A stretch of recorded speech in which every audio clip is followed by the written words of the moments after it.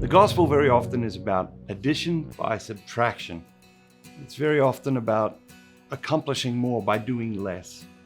It's very often about slowing down in a world that's gone crazy with noise and speed and confusion and distraction. I'm Matthew Kelly. Welcome back to Radical and Relevant, where we are exploring today's gospel. And today's gospel comes from Mark chapter 2.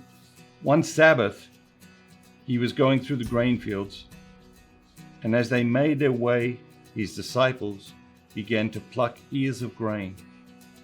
And the Pharisees said to him, "Look, why are they doing what is not lawful on the Sabbath?" And Jesus said to them, "Have you never read what David did when he was in need and was hungry? He and those who were with him, how they entered the house of God when Abner was high priest and ate the bread of the presence, which is not lawful for any but the priest to eat, and also gave it to those who were with him?" And Jesus said to them, "The Sabbath was made for man, not man for the Sabbath. So the Son of Man is Lord even of the Sabbath."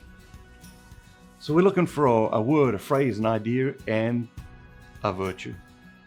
Sometimes I like to, just look at the reading different ways. I like to think, okay, how many words do I have to go into the reading before I find the word? Today it's only 2 words. Okay, so the reading opens up. One Sabbath, he was going through the grain fields. One Sabbath. Word today is Sabbath. It's a beautiful word. It's a beautiful thing. A Sabbath is something that's been lost to the insanity of modern culture. And it reflects in so many ways in the insanity of our lives, in the sickness of our relationships, the illness we experience physically. So much of what we're experiencing negatively in our world and in our culture can be tied back to the abandonment of the genius of the Sabbath.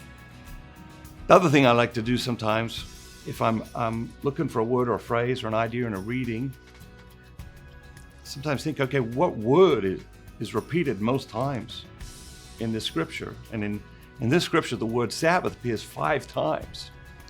So my question for you today is, when was the last time you really experienced the Sabbath? When was the last time you really shut it down and allowed God to give you rest and rejuvenation, to give you leisure, holy leisure, so that you could get perspective and wisdom and be ready to go back out into the world? What does that mean? What are the rules? Well, I guess worry about that less. The Jewish people, they observe Sabbath from sundown on Friday to sundown on Saturday. I have many very busy friends with enormous corporate jobs who observe Sabbath from sundown on Saturday to sundown on Sunday, so that on Sunday night they can, work with their kids on their homework and plan their week at work and get ready for what is coming at them this week. And so my challenge to you is to reimagine the Sabbath. What does it mean for you? What is God inviting you to on the Sabbath? What gift is God trying to give you through the Sabbath? Because I think we are all tired and worn out and overwhelmed and probably a little bit burnt out and frustrated and confused.